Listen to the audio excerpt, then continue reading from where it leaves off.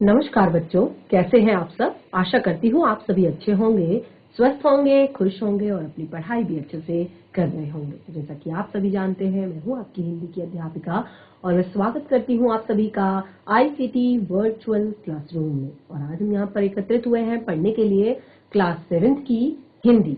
Class 7 की हिंदी में हम पढ़ रहे हैं अपनी दूसरी बुक बाल महाभारत कथा। तो बाल महाभारत कथा में हमने अपने लास्ट सेशन में जो चैप्टर पढ़ा था उसका नाम था अम्बा और भीष्म।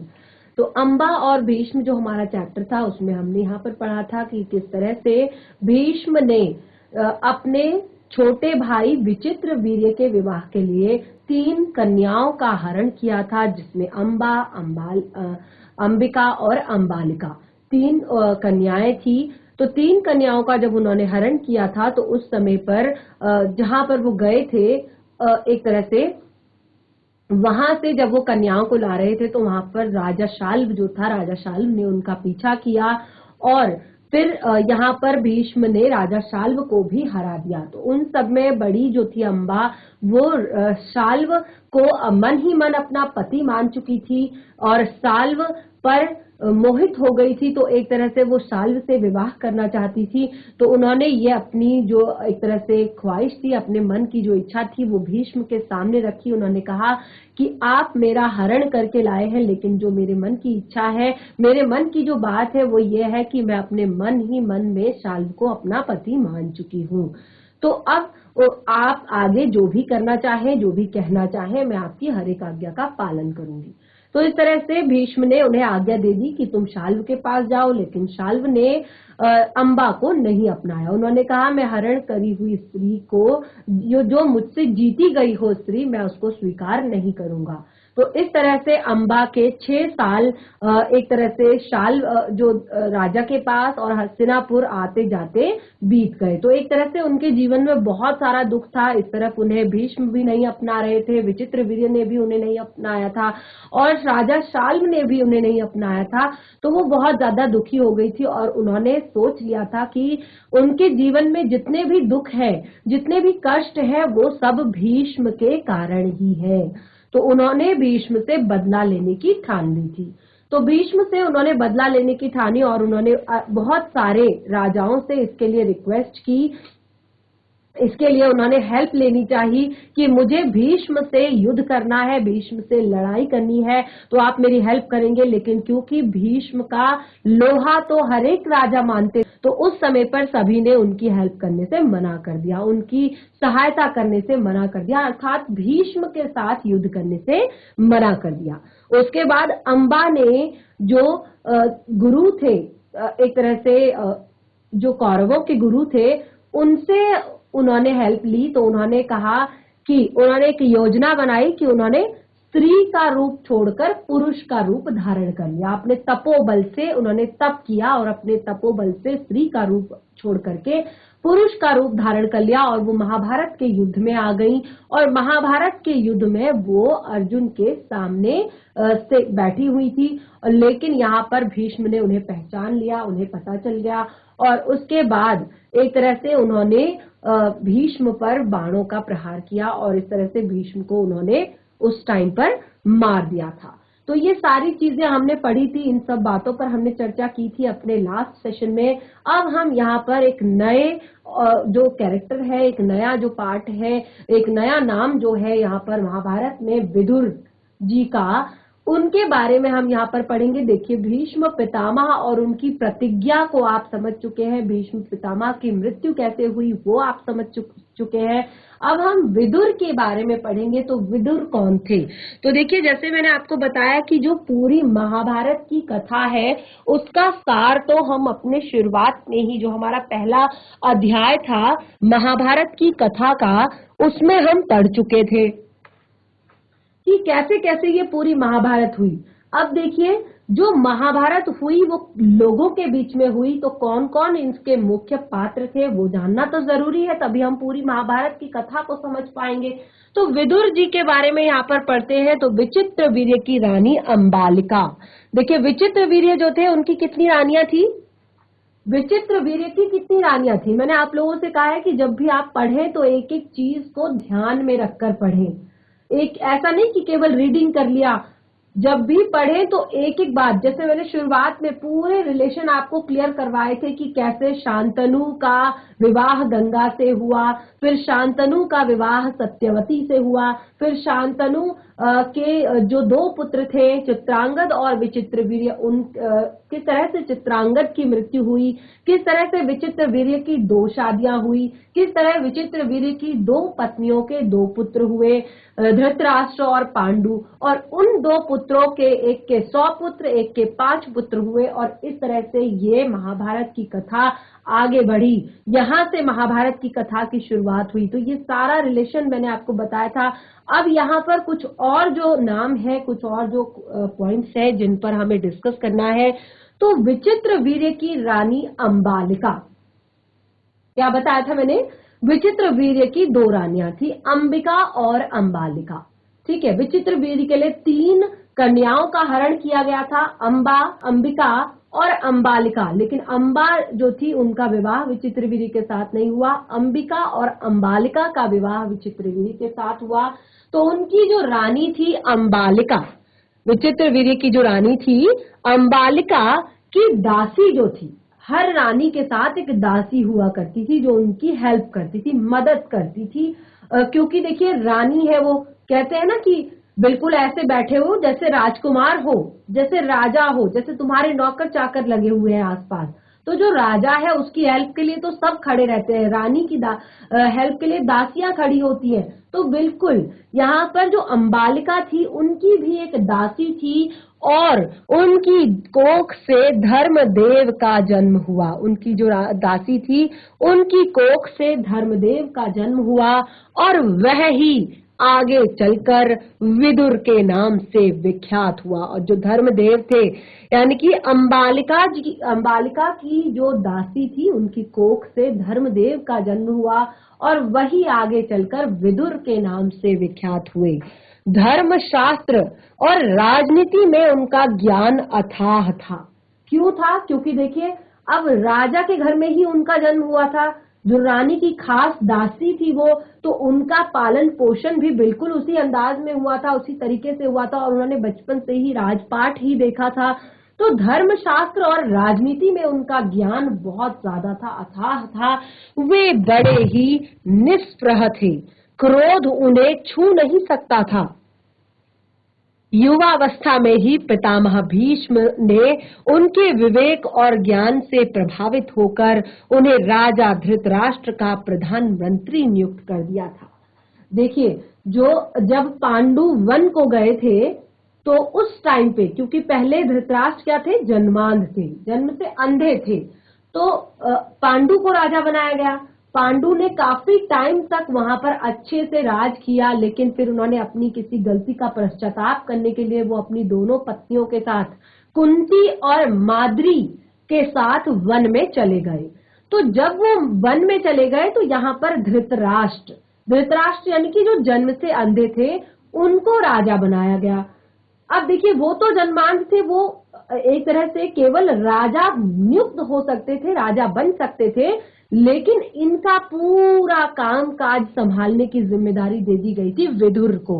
यानी कि जो अंबालिका की दासी थी, यानी कि दोनों बच्चे लगभग बराबर थे, यानी कि धृतराष्ट्र और विदुर समान एज के रहे होंगे, थोड़ा ही डिफरेंस उनमें रहा होगा। तो ये पूरी क्योंकि उनको धर्मशास्त्र और राजनीति का बहुत अच्छा ज्ञान था, तो विदुर को किसने, भीष्म पितामह ने धृतराष्ट्र का प्रधानमंत्री नियुक्त किया। जिस समय धृतराष्ट्र ने दुर्योधन को जुआ खेलने की अनुमति दी, विदुर ने धृतराष्ट्र से बहुत आग्रह पूर्व निवेदन किया था। देखिए, मैंने आपको बताया था ना कि चौपड़ खेलने की, जुआ जो था, चौपड़ जो खेलना था जिसमें पांडव अपना सब कुछ हार गए थे, तो उस टाइम पे जब, क्योंकि दुर्योधन ने अपने पिताजी से अनुमति मांगी, क्योंकि वो एक तरह से हर बार, धृतराष्ट्र ने कभी भी अपने बच्चों को वो एक तरह से शायद वो अनुशासन नहीं सिखाया, और कहते हैं ना कि बच्चों को एक टाइम के बाद हर तरह की शिक्षा उन्हें मिलनी चाहिए। 5 साल तक के बच्चों को बहुत ज्यादा प्रेम की आवश्यकता होती है। जो 5 साल तक के बच्चे होते हैं, कहते हैं कि 5 साल तक बच्चों के माइंड का जो एक तरह से विकास, बुद्धि का विकास काफी हद तक यानी कि 90% तक हो जाता है। लेकिन उस टाइम पे आप जो भी बच्चों को सिखाएं वो प्यार से सिखाएं। और 5 से 12 वर्ष तक 5 से 12 वर्ष तक बच्चों को आप डांट सकते हैं, फटकार सकते हैं, पिटाई भी कर सकते हैं, यानी कि आप उनको सही रास्ता दिखाने के लिए कुछ भी कर सकते हैं। ठीक है। और 12 से यानी कि जब वो किशोरावस्था में आ जाते हैं, अब इस टाइम पे आपको उनका मित्र बन जाना चाहिए, ताकि वो अपनी प्रॉब्लम्स, अपनी समस्याएं, क्योंकि ये एक ऐसी अवस्था होती है, एक ऐसी एज होती है जिसको एक तरह से तूफान की अवस्था भी कहा जाता है। यानी कि बच्चों के अंदर काफी सारे चेंजेस हो रहे होते हैं, काफी सारे एक तरह से उनका अलग अलग तरह के हार्मोनल चेंजेस उनके अंदर हो रहे होते हैं। तो काफी सारा प्रेशर उनके ऊपर होता है समाज से भी। आप देखिए वो क्लासेस भी उनकी हायर स्टडीज की है, उस टाइम पे हर एक तरह का प्रेशर उन पर आता है, पढ़ाई का भी प्रेशर होता है और समाज में उन्हें अच्छा भी दिखना होता है। और एक तरह से अपने आप को वो समाज में स्टेबल करने के लिए वो बहुत अलग अलग तरह की कोशिशें करते हैं और इस तरह से उनके अंदर बहुत सारी चीजें, झुंझलाहट, बहुत अलग अलग तरह के उनके अंदर चीजें आ जाती है। तो जैसे मैंने यहाँ पर आपको बताया कि उनके पालन पोषण में शायद धृतराष्ट्र ने एक तरह से कहते हैं ना, बच्चों को ज्यादा आप बहुत ज्यादा पैम्पर नहीं करना चाहिए। तो उन्होंने अपने बच्चों को बहुत ज्यादा शिक्षा नहीं दी, बहुत ज्यादा एक तरह से पैम्पर करके रखा, हर चीज के लिए हर चीज उपलब्ध करा दी। तो जब जुआ खेलने की बात आई, जब चौपड़ खेलने की बात आई, तो वो अपने बच्चों को समझा सकते थे, डांट सकते थे, मना कर सकते थे, लेकिन उन्होंने ऐसा नहीं किया। इसके बदले विदुर ने उन्हें काफी ज्यादा समझाया इस बात के लिए, क्योंकि देखिए अगर उस टाइम पे उनके माता पिता थे, वो सही रास्ता अपने अगर बच्चों को दिखाते, तो शायद ये पूरे महाभारत की कथा शायद कुछ और ही होती या महाभारत होती ही नहीं। तो यहाँ पर धृतराष्ट्र ने दुर्योधन को जुआ खेलने की जब अनुमति दी, तो उस टाइम पे विदुर ने धृतराष्ट्र को बहुत सारे आग्रह किए, बहुत सारे निवेदन किए और क्या कहा, क्योंकि देखिए विदुर जो थे वो धर्मशास्त्र और राजनीति का उन्हें बहुत ज्यादा ज्ञान था। और इस तरह से विदुर ने उन्होंने बहुत ही अच्छे से यहाँ पर निवेदन किया धृतराष्ट्र से। क्या कहा कि राजन, मुझे आपका यह काम ठीक नहीं जचता। कई बार हो जाता है कि हम कुछ गलतियां नहीं करना चाहते हैं, फिर भी हो जाती हैं। लेकिन अगर हमें कोई समझा रहा है, अगर हमें कोई कह रहा है, तो हमें एक बार के लिए उसकी बात पर ध्यान जरूर देना चाहिए कि हम कुछ गलत तो नहीं कर रहे हैं। तो बिल्कुल वही हुआ। धृतराष्ट्र ने उस समय पर अपने बेटों को नहीं समझाया। विदुर ने कहा कि राजन, मुझे आपका यह काम ठीक नहीं जचता। इस खेल के कारण आपके बेटों में आपस में वैर भाव बढ़ेगा। यानी कि ये जो खेल है ये कोई अच्छा खेल नहीं है। चौपड़ खेलना, जुआ खेलना ये बहुत अच्छी बात नहीं है। तो इससे क्या होगा कि आपके बच्चों में केवल वैर भाव बढ़ेगा। आप इसे रोक दीजिए। तो अब वो, क्योंकि धृतराष्ट्र ने कभी भी अपने बच्चों को किसी बात के लिए मना नहीं किया था, कभी भी किसी बात के लिए नहीं रोका था, तो आज भी वह इस बात को टाल न सके और युधिष्ठिर को जुआ खेलने का न्योता भेजना ही पड़ा। जब युधिष्ठिर जो है इंद्रप्रस्थ में राज कर रहे थे, तो उस टाइम पे उन्हें युधिष्ठिर को जुआ खेलने का न्योता भेजना ही पड़ा। धृतराष्ट्र पर बस न चल सका, उनका बस जो है धृतराष्ट्र पर नहीं चला। यानी कि धृतराष्ट्र को वो अच्छे से नहीं समझा पाए, अच्छे से नहीं बता पाए और विदुर ही युधिष्ठिर के पास गए। जब उनका बस धृतराष्ट्र पर नहीं चला, यानी कि वो धृतराष्ट्र को समझाने में जब कामयाब नहीं हुए, तो अब वो युधिष्ठिर के पास गए। किसके पास गए? युधिष्ठिर के पास गए और उनको जुआ खेलने से रोकने का प्रयत्न किया। उन्होंने पहले धृतराष्ट्र को समझाया और जब धृतराष्ट्र नहीं समझे तो फिर वो युधिष्ठिर के पास गए। और जब वो युधिष्ठिर के पास गए तो उन्होंने युधिष्ठिर को जुआ खेलने जाने से रोकने का प्रयत्न किया। उन्होंने कहा देखिए जुए से तो सारी बातें स्टार्ट हुई थी, जुए से ही तो उन्हें अपना इंद्रप्रस्थ जो राज्य है वो छोड़ना पड़ा था। वो 12 वर्ष का वनवास जाना पड़ा था, 1 वर्ष का अज्ञातवास भोगना पड़ा था। तो तब धृतराष्ट्र पर जब उनका बस नहीं चला तो विदुर युधिष्ठिर के पास गए उन्हें जुआ खेलने से रोकने के लिए। युधिष्ठिर ने विदुर की बातें ध्यान पूर्वक सुनी और बड़े आदर से कहा। विदुर की बातें उन्होंने ध्यान से सुनी और बहुत ही आदर पूर्वक कहा। क्या कहा? आदर पूर्वक उनसे कहा। धृतराष्ट्र विदुर की बात से प्रभावित हुए। देखिए यहाँ पर जो धृतराष्ट्र थे वो विदुर की बात से प्रभावित हुए और अपने एक तरह से अपने बेटे की जो ये कुचाल थी, जो वो गलत चाल चल रहे थे, उस गलत चाल को अकेले में बुलाकर रोकने का प्रयत्न किया। बड़े प्रेम से बोले, गांधारी लाल विदुर बड़ा बुद्धिमान है। गांधारी लाल विदुर बड़ा बुद्धिमान है और हमेशा हमारा भला ही चाहता है। उसका कहा मानने में हमारी ही भलाई है वत्स। तुम जुआ खेलने का विचार छोड़ दो। विदुर कहता है कि उससे विरोध बढ़ेगा, राज्य के नाश का कारण हो जाएगा। छोड़ दो इस विचार को। तो धृतराष्ट्र ने अपने बेटे को सही रास्ते पर लाने का प्रयत्न किया, किंतु दुर्योधन ना माना। ठीक है, अब दुर्योधन जब नहीं माने, ठीक है, दुर्योधन जब नहीं माने तो धृतराष्ट्र अपने बेटे से बहुत स्नेह करते थे, क्योंकि जैसे मैंने आपको बताया धृतराष्ट्र अपने बेटे से बहुत अधिक स्नेह करते थे और इसी स्नेह के कारण, अपनी इस कमजोरी के कारण उनका अनुरोध साथ बोले, चाचा जी मैं यह सब मानता हूँ।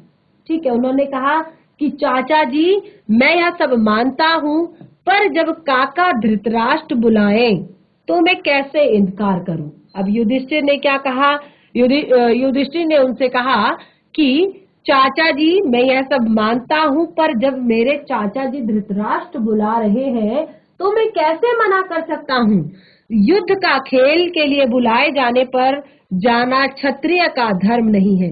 वो कहते हैं या तो युद्ध के लिए या खेल के लिए अगर आप सामने से बुलावा आता है तो एक क्षत्रिय को वहां पर ना जाना धर्म नहीं होता। यानी कि क्षत्रिय का ये धर्म नहीं है कि कोई आपको युद्ध के लिए ललकार रहा है, कोई आपको खेल के लिए बुला रहा है तो आप वहां नहीं जा रहे हैं, तो ये क्षत्रिय का धर्म नहीं है। तो इस तरह से ये कहकर युधिष्ठिर क्षत्रिय कुल की मर्यादा रखने के लिए एक तरह से जुआ खेलने चले गए। जब धृतराष्ट्र पर बस नहीं चला, युधिष्ठिर को समझाने की कोशिश की। अब जब युधिष्ठिर को उन्होंने समझाया तो युधिष्ठिर ने अपनी अलग ही बात कही। युधिष्ठिर ने कहा कि हमें चाचा धृतराष्ट्र ने बुलाया है और देखिए चाचा धृतराष्ट्र ने हमें बुलाया है तो मैं कैसे इनकार कर सकता हूं, क्योंकि युद्ध के लिए बुलाना और खेल के लिए बुलाना, अगर वहां क्षत्रिय ना जाए तो ये बहुत ही गलत बात होती है। यानी कि एक तरह से ये अधर्म होता है, ये धर्म नहीं होता। तो वो कहते हैं मुझे क्षत्रिय कुल की मर्यादा रखने के लिए अब उस जुए के खेल में जाना ही पड़ेगा। तो विदुर को आप जान गए। विदुर कौन है? विदुर है जो अंबालिका थी उनकी दासी के पुत्र है। उनकी जो दासी रही उनके पुत्र है, जिनका नाम यहाँ पर धर्मदेव हुआ करता था और बाद में उनका नाम विदुर पड़ा। और विदुर जो थे वो बहुत ही ज्ञानी थे, उन्हें धर्मशास्त्र का ज्ञान था, उन्हें राजनीति का ज्ञान था। और जब पांडु वन में चले गए थे अपने पश्चाताप के लिए, जब धृतराष्ट्र को राजा बनाया गया था, उस टाइम पे विदुर जो है धृतराष्ट्र के प्रधानमंत्री के रूप में नियुक्त किए गए थे भीष्म पितामह के द्वारा। तो अब हम यहाँ पर देखिए पढ़ते हैं आगे, जो दूसरा हमारा पाठ है इसी का, इसमें हम कुंती के बारे में पढ़ेंगे, रानी कुंती के बारे में हम पढ़ेंगे। तो कुंती के बारे में देखिए इतना तो आपको पता है कि कुंती कौन है। कुंती कौन है ये आपको पता है। ये आपको कैसे पता है? क्योंकि हमने यहाँ पर शुरुआत में जो मैंने आपको बताया था कि जो पांडु थे उनकी पत्नी थी कुंती और माद्री। पांडु की कितनी पत्नियां थी? पांडु की 2 पत्नियां थी, कुंती और माद्री। तो देखिए कुंती जो थी वो पांडवों की माता थी। कुंती कौन थी? पांडवों की माता थी। तो अब कुंती के बारे में पढ़ लेते हैं। विदुर को हमने यहाँ पर क्लियर किया, विदुर के बारे में हमने जाना बहुत ही सुंदर तरीके से। अब यहाँ पर कुंती माता के बारे में जानते हैं। तो देखिए यदुवंश के प्रसिद्ध राजा शूरसेन कृष्ण के पितामह थे। जो यदुवंश के एक तरह से शूरसेन राजा थे, वो श्री कृष्ण के पितामह थे, श्री कृष्ण के दादाजी थे। ठीक है, तो इनकी प्रथा नाम की एक कन्या थी। इनकी कन्या का नाम क्या था? प्रथा। किसकी पुत्री थी? शूरसेन की। शूरसेन कौन है? श्री कृष्ण के पितामह है, दादाजी हैं। ठीक है, श्री कृष्ण के दादाजी हैं शूरसेन। तो उनकी पुत्री का नाम प्रथा था। और इनकी जो और वो जो प्रथा थी, उनके रूप गुणों की कीर्ति दूर दूर तक फैली हुई थी। उनके रूप और गुणों की कीर्ति दूर दूर तक फैली हुई थी। शूरसेन के फुफेरे भाई कुंती भोज की कोई संतान नहीं थी। जो शूरसेन थे उनके फुफेरे भाई यानी कि बुआ के बेटे, फुफेरे भाई यानी बुआ के बेटे कुंती भोज की कोई भी संतान नहीं थी। तो शूरसेन ने कुंती भोज को वचन दिया था कि जो भी उनकी पहली संतान होगी, जो शूरसेन थे उन्होंने अपने फुफेरे भाई यानी कि अपनी बुआ के बेटे को वचन दिया था। उनके बुआ के बेटे की कोई संतान नहीं थी, तो उन्होंने अपने बुआ के बेटे को वचन दिया था कि मेरी जो भी पहली संतान होगी वो मैं आपको दे दूंगा। तो उसी के अनुसार शूरसेन ने कुंती भोज को प्रथा गोद दे दी थी। कुंती भोज के यहाँ आने पर प्रथा का नाम कुंती पड़ गया।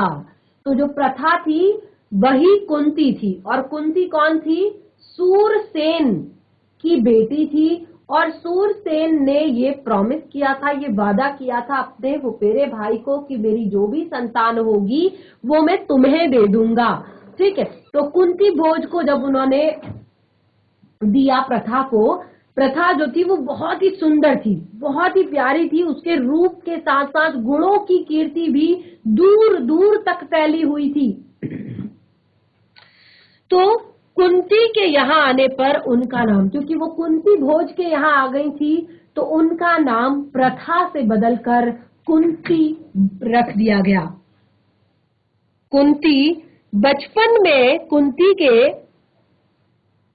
के बचपन में ऋषि दुर्वासा एक बार कुंती भोज के यहाँ पधारे। जब कुंती जो है छोटी थी तो उस टाइम पे ऋषि दुर्वासा जो थे वो कुंती भोज के यहाँ पधारे।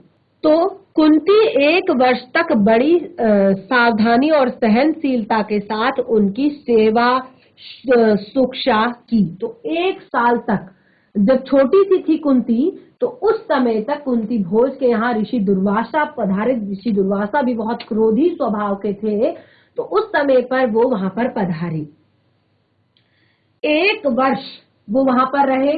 तो कुंती ने उनकी बहुत अधिक सेवा की, बहुत सेवा टहल की, बहुत उनका ध्यान रखा। कुंती की सेवा टहल से ऋषि दुर्वासा बहुत प्रसन्न हुए और उन्होंने उपदेश दिया और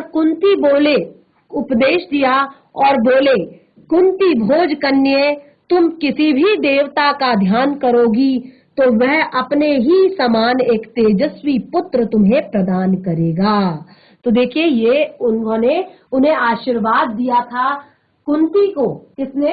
ऋषि दुर्वासा ने अपनी सेवा से प्रसन्न होकर, कुंती ने जो उनकी सेवा की थी उस सेवा से प्रसन्न होकर कुंती को एक आशीर्वाद दिया था। वो आशीर्वाद क्या था? उन्होंने कहा कि कुंती भोज कन्ये, यदि तुम किसी भी देवता का ध्यान करोगी, यानी कि जिस भी देवता का तुम ध्यान करोगी, तो वह तुम्हें अपने ही समान एक तेजस्वी पुत्र देगा, एक तेजस्वी पुत्र तुम्हें प्रदान करेगा। तो क्योंकि कुंती जो थी वो सूर्य भक्त थी, सूर्य भगवान की आराधना करती थी, एक तरह से सूर्य भगवान की पूजा अर्चना करती थी। तो इस प्रकार सूर्य के संयोग से कुमारी कुंती ने सूर्य के समान एक सुंदर बालक को जन्म दिया। देखिए, कुमारी यानी कि उनका विवाह नहीं हुआ था, कुंती का विवाह नहीं हुआ था, और उन्होंने सूर्य भगवान के आशीर्वाद से सूर्य भगवान के समान ही एक तेजस्वी और सुंदर बालक को जन्म दिया, जन्मजात। और वो बालक कैसा था देखिए, क्योंकि सूर्य भगवान ने साक्षात आशीर्वाद के रूप में उस पुत्र को दिया था, तो वो पुत्र कैसा था, जन्मजात कवच और कुंडलों से युक्त था, यानी कि जन्म पैदाइशी कवच और कुंडल उसके शरीर पर थे। तो इस तरह का जो पुत्र है वो कुंती को प्राप्त हुआ। आगे चलकर कवच कुंडलों से सुशोभित ये बालक जो कुंती का जो बालक था सूर्य के आशीर्वाद से प्राप्त हुआ, कवच कुंडलों से सुशोभित ये बालक आगे चलकर शस्त्रधारियों में श्रेष्ठ कर्ण के नाम से विख्यात हुआ। तो कर्ण देखिए कौन है, कर्ण भी कुंती के ही पुत्र है, लेकिन कर्ण को सूर्य पुत्र भी कहा जाता है, वो सूर्य के पुत्र है। सूर्य भगवान ने कुंती को आशीर्वाद के रूप में वो पुत्र दिए हैं। तो इस तरह से अब कुंती को लोक निंदा का डर हुआ, क्योंकि वो कुमारी थी, अभी उनका विवाह नहीं हुआ था। तो देखिए, ये एक लोक निंदा का विषय है कि उनका विवाह नहीं हुआ था और उनको पुत्र की प्राप्ति हुई है। तो इसका उन्हें बहुत ज्यादा डर सताने लगा और उन्होंने उस बच्चे को छोड़ देना ही उचित समझा, क्योंकि उस टाइम पर उनके पास कोई और ऑप्शन नहीं था, यानी कि वो उस बच्चे का पालन पोषण नहीं कर सकती थी, अभी उनका विवाह नहीं हुआ था। तो लोक निंदा का डर उन्हें सता रहा था कि लोग क्या कहेंगे, ठीक है।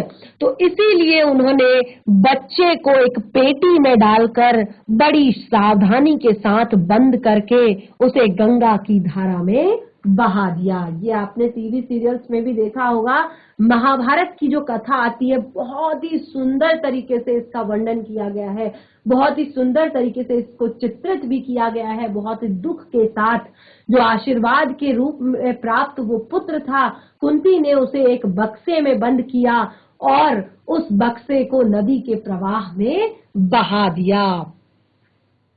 बहुत आगे जाकर अब वो बक्सा जो है बह बहकर बहुत आगे गया और आगे चलकर अधीरथ नाम के एक सारथी की नजर उस पर पड़ी। जो अधीरथ था उसकी कोई संतान नहीं थी और वो एक सारथी था, वो एक तरह से जो सारथी था, तो उसकी नजर उस बक्से पर पड़ी। जब वो बक्सा बह बह कर आ रहा था पानी के साथ, तो अधीरथ नाम के एक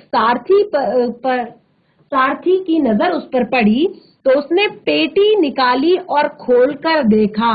तो उसने नदी से फटाफट वो पेटी निकाली और उसे खोल कर देखा, तो उसने क्या देखा, उसने देखा उसमें एक सुंदर सा बच्चा उसे सोता हुआ मिला। देखिए, वो सूर्य का पुत्र है, तो उसमें तेज जो है बिल्कुल सूर्य के समान है, कवच और कुंडल उसने जन्मजात पहने हुए हैं। तो इस तरह से एक सुंदर बच्चा उन्हें प्राप्त हुआ। अधीरथ निसंतान था, जो अधीरथ था वो निसंतान था, उसकी कोई संतान नहीं थी। तो उस समय पर उस बच्चे को स्वीकार करने में उन्होंने क्षण भर का भी समय नहीं लगाया। उन्होंने उस पुत्र को एक तरह से उनको लगा कि ये भगवान का दिया हुआ साक्षात आशीर्वाद है और उन्होंने बालक को पाकर वो बहुत ज्यादा प्रसन्न हुए, बहुत ज्यादा खुश हुए और सूर्य पुत्र कर्ण इसी तरह एक सारथी के घर में पलने लगा। अब देखिए, वो उसे अपने घर ले आए और उनकी पत्नी खुशी से फूली नहीं समाई, क्योंकि उनकी कोई संतान नहीं थी और ऐसे एक पुत्र का प्राप्त होना तो ये साक्षात आशीर्वाद ही हो सकता है भगवान का। ये कहकर उन्होंने उस छोटे से बच्चे का पालन पोषण करना शुरू कर दिया। तो इस तरह से सूर्य पुत्र कर्ण का पालन पोषण निसंतान दंपति अधिरथ के घर पर हुआ। इधर कुंती अब विवाह के योग्य हो चुकी थी। देखिए, बच्चे का पालन पोषण अब वहां हो रहा था और कुंती विवाह के योग्य हो रही थी। तो कुंती भोज जो थे राजा, उन्होंने उनका स्वयंवर रचा। कुंती भोज ने कुंती का स्वयंवर रचाया और उससे विवाह करने की इच्छा से देश विदेश से अनेक राजकुमार स्वयंवर में पधारे। जब कुंती का स्वयंवर रखवाया गया कुंती भोज के द्वारा, कुंती कौन थी? पांडु की पत्नी। जो पांडु थे महाराज, उनकी पत्नी थी। तो कुंती के जो पिता थे कुंती भोज, उन्होंने स्वयंवर रचवाया और देश विदेश से बहुत सारे राजा, बहुत सारे राजकुमार उस स्वयंवर में पधारे। हस्तिनापुर के राजा पांडु भी उस स्वयंवर में शरीक हुए, यानी कि जो पांडवों के पिता है, हस्तिनापुर के राजा है पांडु, वो भी उस स्वयंवर में शामिल हुए और कुंती ने उन्हीं के गले में वरमाला डाल दी। कुंती ने उन्हीं के गले में वरमाला डाली और महाराज पांडु का कुंती से विवाह हो गया। इस तरह से महाराज पांडु का कुंती से विवाह हो गया और अब वो कुंती सहित हस्तिनापुर लौट आए। तो कुंती कौन थी, अब आपको समझ आ गया होगा। देखिए, वैसे तो हमें पता है कि कुंती महाराज पांडु की पत्नी है, लेकिन कुंती जो है वो सूरसेन की बेटी है प्रथा, जिन्होंने अपने फुफेरे भाई कुंती भोज को उन्हें गोद दे दिया था। क्योंकि कुंती भोज की कोई संतान नहीं थी, तो उन्होंने, जो शूरसेन थे महाराज, उन्होंने अपनी बेटी प्रथा को अपने फुफेरे भाई कुंती भोज को दे दिया था और कुंती भोज ने उनका नाम कुंती रखा और कुंती ने ऋषि दुर्वासा की सेवा की, जिससे उन्हें आशीर्वाद के रूप में सूर्य के समान तेजस्वी बालक पुत्र प्राप्त हुआ और उस पुत्र को उन्होंने लोक लाज के भय से, क्योंकि वो कुमारी थी, उनका विवाह नहीं हुआ था, उस पुत्र को उन्होंने लोक लाज के भय से गंगा की धारा में प्रवाहित कर दिया और वो पुत्र अधिरथ के पास जाकर मिला और अधिरथ जो स्वयं निसंतान थे, तो उन्होंने उस पुत्र का पालन पोषण करना शुरू कर दिया और इस तरह से कुंती का विवाह उसके बाद पांडु के साथ हुआ, महाराज पांडु के साथ हुआ और महाराज पांडु के साथ वे हस्तिनापुर लौट आईं। उन दिनों राजवंशों में एक से अधिक बात करने की प्रथा प्रचलित थी, क्योंकि उस टाइम पे जो राजवंश थे, राजवंश यानी कि राजा के वंशज थे, तो राजा के वंशज जो थे, राजवंश थे, उस टाइम पे वहां पर एक से अधिक विवाह करने की प्रथा चली हुई थी, एक से अधिक विवाह करने की प्रथा प्रचलित थी। तो उसी प्रथा के अनुसार भीष्म पितामह की सलाह से महाराज पांडु ने मद्रराज की कन्या माद्री से भी विवाह किया।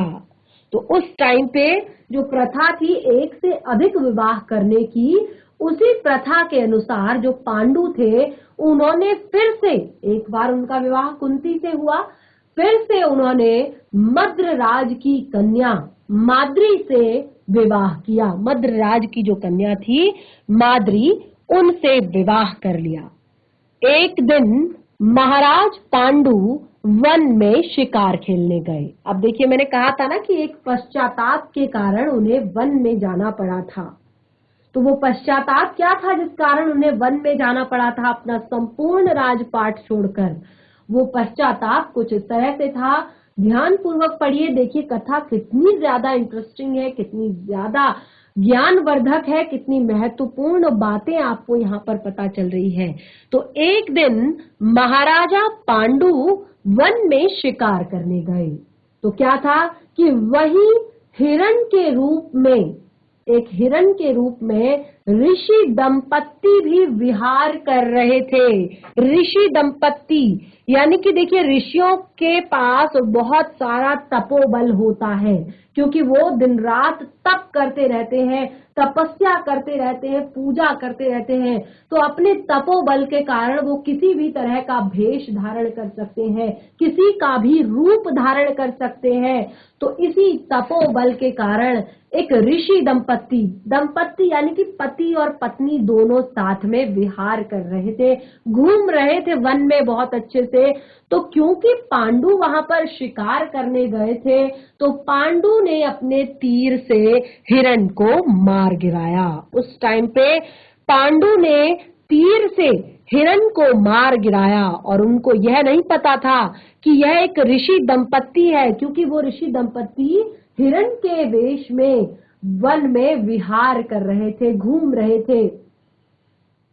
ऋषि ने मरते मरते पांडु को श्राप दे दिया, क्योंकि मरते मरते वो अपने असली रूप में आ गए। तो उन्होंने पांडु को श्राप दिया, और ऋषि के श्राप के कारण पांडु को बहुत दुख हुआ। ऋषि ने जो श्राप दिया उसके कारण पांडु को बहुत ज्यादा दुख हुआ, और साथ ही वह अपनी भूल से खिन्न हो गए और नगर को लौटे, पितामह और विदुर को राज्य सौंपकर। अब देखिए, फिर से विदुर का नाम आया। अगर आपको पता नहीं होता कि ये विदुर कौन है, तो आप समझ नहीं पाते कि विदुर कौन है। ठीक है, तो उस टाइम पे अब वो वापस तो आ गए वन से शिकार खेलकर, लेकिन उनका मन बहुत ही बुरी तरीके से खिन्न हो चुका था कि इस महापाप के कारण उनका मन जब है बहुत दुखी हो गया था, बहुत खिन्न हो गया था। और इस तरह से अब वो जब अपने नगर लौटे, अपने राज्य में वापस लौटे, तो उन्होंने भीष्म पितामह तथा विदुर को राज्यभार सौंपा। देखिए, पांडु ही पहले राजा थे, धृतराष्ट्र तो बाद में राजा बने, क्योंकि पांडु वन चले गए थे। वन में जाकर पांडु की कुछ समय बाद वहां पर मृत्यु हो गई थी। तो क्योंकि धृतराष्ट्र जन्मान थे, तो पांडु को बनाया गया था राजा। तो अब धृतराष्ट्र को राजा बना दिया गया और विदुर को उनका प्रधानमंत्री नियुक्त कर दिया गया, क्योंकि विदुर धर्मशास्त्र और राजनीतिक शास्त्र के महान ज्ञाता थे। तो इस तरह से जब विदुर को राजपाट सौंपकर जो पांडु थे अपनी पत्नियों के साथ, कौन कौन पत्नियां थी उनकी, अभी अभी हमने यहाँ पर बताया। पांडु की कितनी पत्नियां थी? महाराज पांडु की 2 पत्नियां थी, कुंती और माद्री। ठीक है, तो अब उन्होंने क्या किया, अपना राजपाट छोड़ा, सारा राज्यभार सौंपकर अपनी पत्नियों के साथ वो वन में चले गए, और वहां जाकर उन्होंने ब्रह्मचारी का जीवन व्यतीत किया। कुंती ने देखा कि महाराज को संतान लालसा तो है, लेकिन ऋषि शाप बस वे संतानों उत्पत्ति नहीं कर सकते। तो अतः उन्होंने विवाह से पूर्व दुर्वासा ऋषि से पाए गए 2 वरदानों का जिक्र पांडु से किया, क्योंकि उस टाइम पे क्या हुआ कि अब जो ऋषि थे उनके जो पति थे, क्योंकि उन्होंने ब्रह्मचारी जो अपना वेश है वो धारण कर लिया था, लेकिन उनके मन में बहुत प्रगाढ़ इच्छा थी कि उनका भी पुत्र हो, यानी कि उनका भी वंश आगे बढ़े, उनका भी पुत्र हो। लेकिन क्योंकि ऋषि का श्राप उनको मिल गया था, अब वो श्राप बस संतान उत्पन्न नहीं कर सकते थे।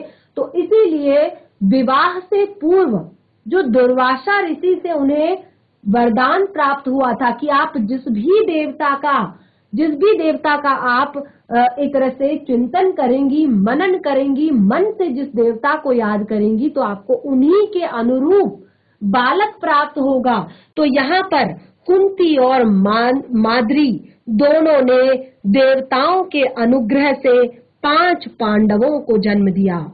वन में ही 5 पांडवों का जन्म हुआ, और वहीं तपस्वियों के संग वे पलने लगे, क्योंकि उस टाइम पे वो वन में ही रहते थे, उनके पिता वहीं पर रहते थे। तो वन में ही जो अलग ऋषि मुनि थे, तपस्वी थे, उन्हीं के साथ उनका पालन पोषण होने लगा, और वहीं तपस्वियों के साथ वो पलने लगे। अपनी स्त्रियों तथा बेटों के साथ महाराज पांडु कई वर्ष तक वन में रहे। अपनी स्त्री और अपनी बेटों के साथ महाराज पांडु कई वर्षों तक वन में रहे, लेकिन कुछ समय बाद ही उनकी वन में ही मृत्यु हो गई। तो इस तरह से हमने यहाँ पर बहुत ही सुंदर चरित्र पढ़ा विदुर और कुंती का। तो ये पूरा चरित्र हमने यहाँ पर पढ़ा।